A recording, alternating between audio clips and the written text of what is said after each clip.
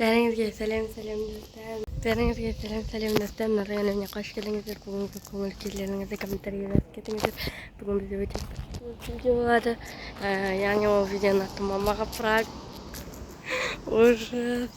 Мамаға пранк болады. Қазір, короче, мені мама магазинге жұмсады. Кстати, лайк басып кетіңіздер, жаңа айттым ба. Мама мені магазинге жұмсады. Күшті пранк болады, короче.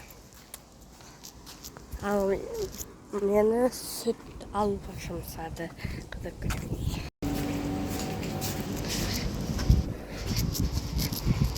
Короче, мына сүтті типа кеше мені мама сүт алуға жұмсаған. Сосын мен сүт алуға барғанмын. Сол кезде сүт іріп кеткен. Сосын мама қайтып апарып беріп, қайттан не істеп келді. Сол кезде алмастыра қой деді да сүт сатушыға. Алмастырып алып сүтті деді да. Өйткені мама сүт үріп кеткен апарып берді деді да. Енді қазір үріп кетпесе болғаратшы. Мамаға айтамыз ғой. Мама терезе ашық тұрды менің. Мама кеше дегенде жаңа сүт алуға барғанда маған сатушыға ұрысып берді. Тамақ алып қаралып бір келсеңіздер, өткен кешке қарай ыстық жел болмаған соң терезе ашып жатқанбыз ғой. Адамға дейін ашып қалған, содан кейін салған деп қалған бәріміздің тамағымыз алып жатыр енді сода. Үй ыстық болған ғой.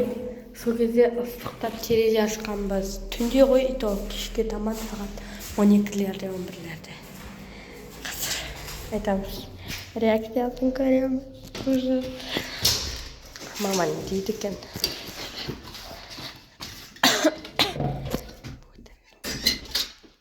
Мама.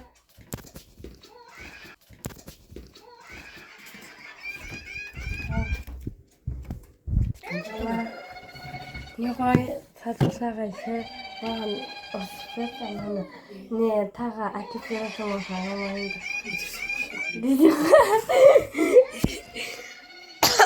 Пранк.